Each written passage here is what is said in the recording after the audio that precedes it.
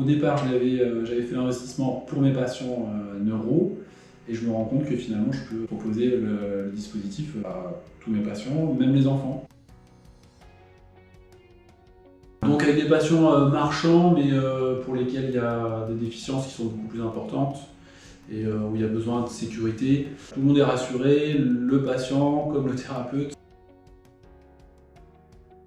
On a un feedback en fait immédiat sur ce qui est fait, pointer en fait certaines déficiences sur certains paramètres de la marche, de le montrer au patient, et lui peut interagir en fait directement, il le voit à l'écran. Ça permet de faire une correction à l'instant T. Donc vous voyez, on est sur la longueur à plus de 40 là, on va essayer de maintenir cette longueur là.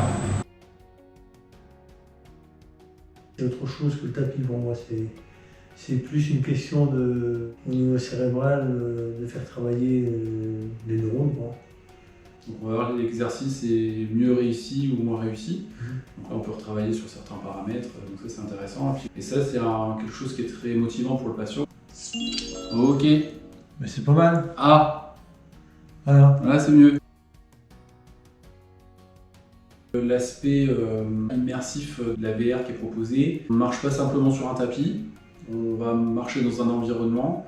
Il y a quand même beaucoup de paysages proposés, on voyage en fait avec ce tapis, donc c'est ça qui était vraiment intéressant. Voilà, vous avez une cible à votre gauche. Et c'est parti. Enfin, moi ça m'a apporté quelque chose en plus que je pouvais proposer à mes patients. Facile d'utilisation pour les patients. Thierry par exemple il est autonome. Vous avez l'autre jour vous aviez sélectionné en fait le programme, paramétré la vitesse. Donc il y a une facilité d'utilisation pour le thérapeute mais aussi pour le patient. Et ça c'est assez intéressant. C'est très facile.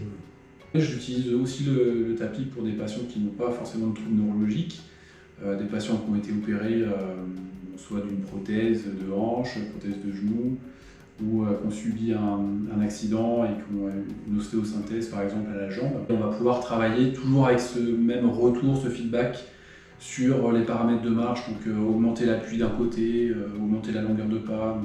Et la réalité virtuelle, je l'utilise aussi en pratique courante avec les patients qui ont subi un traumatisme, une entorse par exemple, entorse de genou ou ligamentoplastie de genou, pour l'aspect proprioceptif.